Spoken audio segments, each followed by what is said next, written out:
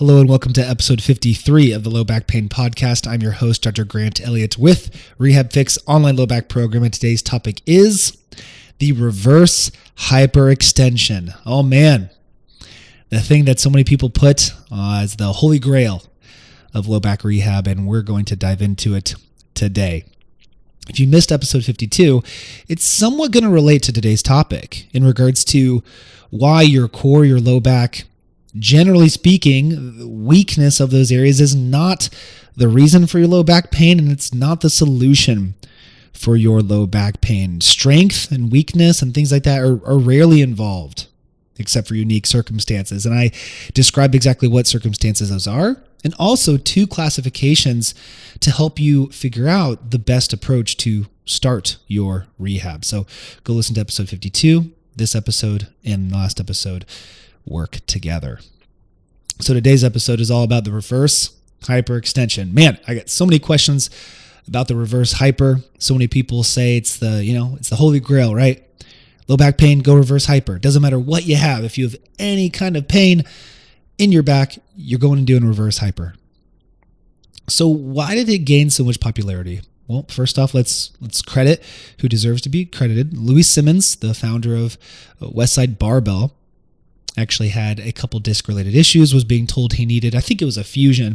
It was a low back surgery of some kind. I believe it was a fusion. I don't want to say that with 100% confidence. And he was determined to not go the traditional medical route on this. He was determined to figure out how to fix it himself, which is amazing. It's amazing. And so he developed this, or refined rather, this reverse hyperextension tool, and he was able to fix his back pain with it.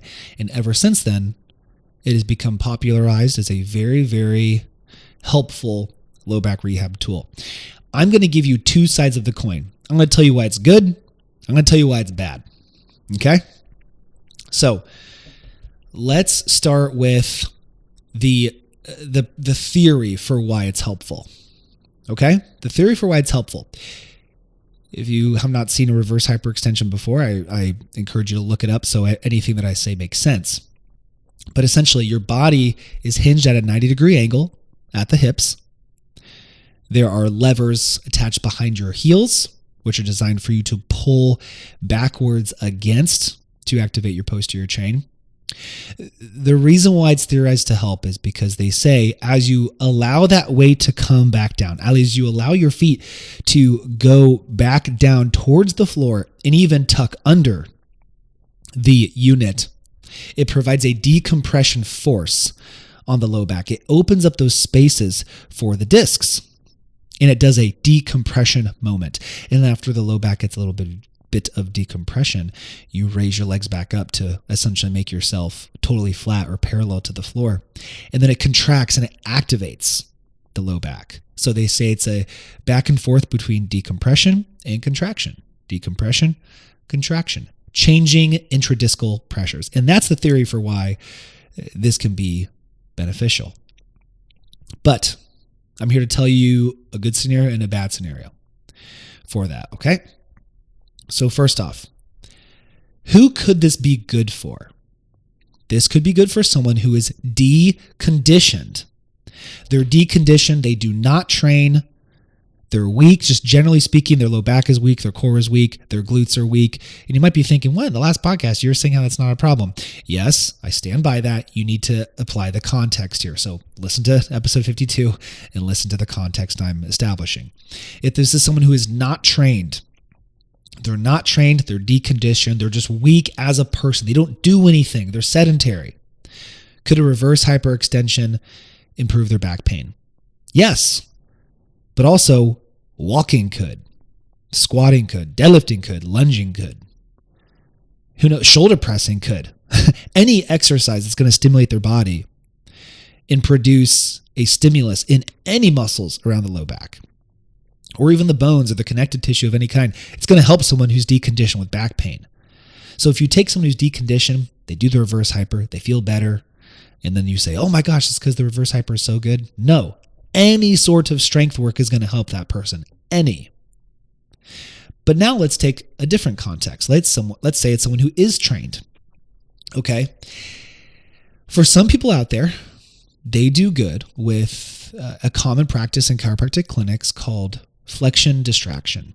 Okay, Flexion Distraction is basically gapping the vertebra to make space for the discs, which is exactly what the theory I discussed was, and then also flexing them over that component. This does make a lot of people with disc herniations feel good because it's creating space for that disc to move. It feels good. Flexion and distraction. That's exactly what the reverse hyper is posed to do at the bottom of the movement, flexion and distraction. That is why.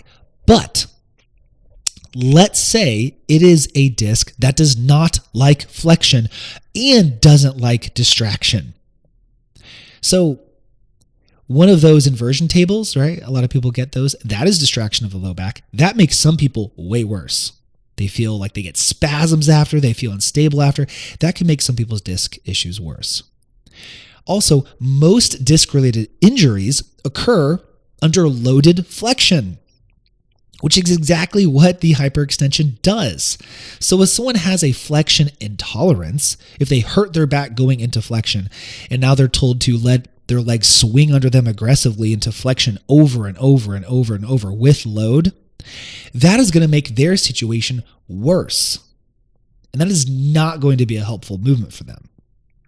So let me summarize some things I just said real quickly. For a deconditioned person who's just a weak person who needs to exercise, any exercise will make them feel better. Any, not specific to the reverse hyper, but any exercise will make them feel better. Also, if there's an individual where their back likes flexion, their disc likes flexion, their disc likes distraction, then that will also be a scenario that would be good for that individual. But for almost all other situations, it is either not going to do that much because the person isn't weak. Let's say let's take, someone who's been in the gym for 5 years, they're squatting, they're deadlifting, they're doing all these things, they hurt their low back. And then they're told, oh, it's because you're weak. Go do a reverse hyper. Well, that's not true. They've been working out for 5 years. They're not weak. Their glutes aren't weak. Their low back isn't weak. They're plenty strong. Okay? Like a powerlifter and a strongman wouldn't be told to do reverse hypers. They're plenty strong. That's not the problem. That is not going to help that particular individual. Or let's say it's a flexion intolerant low back, disc, or a sciatic issue. Someone where the longer they sit, the worse it gets. They bend over to pick something off the ground. Ooh, man, that's a trigger. Right? First thing in the morning, bending over to put your socks and shoes on. Oh, man. All those things involve flexion. So then why would you say, okay, now we're going to strap you into something. We're going to shove your low back into flexion and add weight to it. That's not going to be the right thing for that person. So it always comes down to context, right? The reverse hyperextension is not a holy grail exercise. It can help some given the context. It can also make some people's situations worse given the context. It needs to be determined what that person needs and the behavior of their disc. And that's exactly what I do. And that's exactly what I preach all the time. When someone says, hey, I have a disc herniation, what exercises should I do over DM or email? I reply with, I have no idea. I have no idea what exercises are going to help your disc. We have to learn the behavior of your disc. Some people like repetitive flexion. Some people like repetitive extension. Some people like rotation.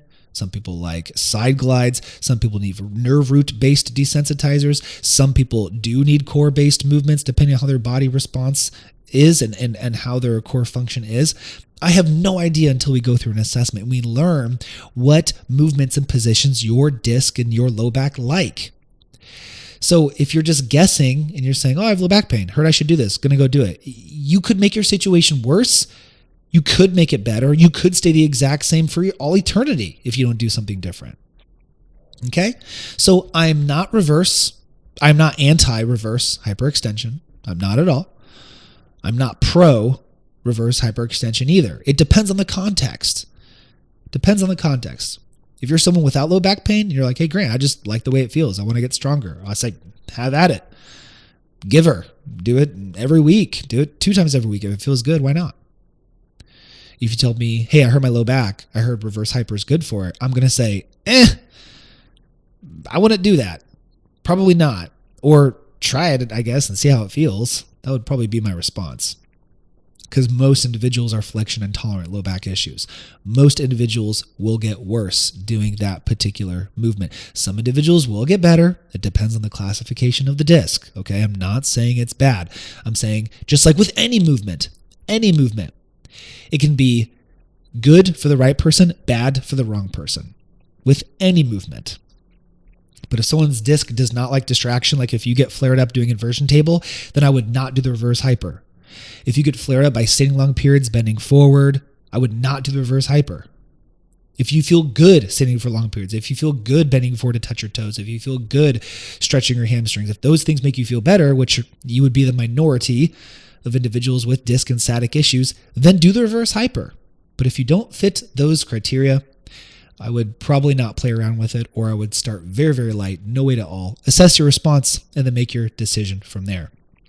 But the best thing you can do for yourself is understand the behavior of your disc, figure out what your disc likes, then build on that through a structured rehab plan. Don't rely on one thing, even if you do feel good during the reverse hyper.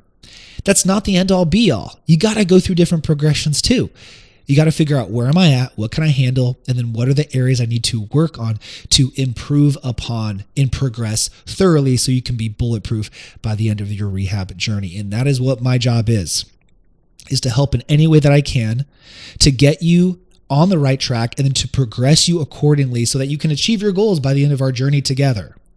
So if you feel like you're stuck trying these things over and over, please let me know how I can help. Shoot me an email, shoot me a DM, or just go ahead and take action by submitting an application using the link in my bio on my Instagram or on my website, so I can learn more about your situation and how I can help and how we can be a team so that we can meet and go over everything one-on-one and expedite this process for you, save you thousands of dollars, thousands of hours, and get right to the source immediately and have a plan to teach you the education and the tools on how to do so you can maintain that for the rest of your life. If you learned something from this episode, or if it was helpful or you enjoyed it in any way, please leave a 5-star rating and review on podcasts. If you're watching on YouTube, please leave a like, comment, and subscribe. Also, I've officially launched a new Facebook group. This is a private Facebook group. It is called RehabFix Low Back Program. Please go join it. I am allowing anyone from my Instagram following to join, where I am posting additional comment. It's a little bit more one-on-one personalized. You can ask questions. I'll reply. I'll do Facebook Lives in there as well to answer additional questions.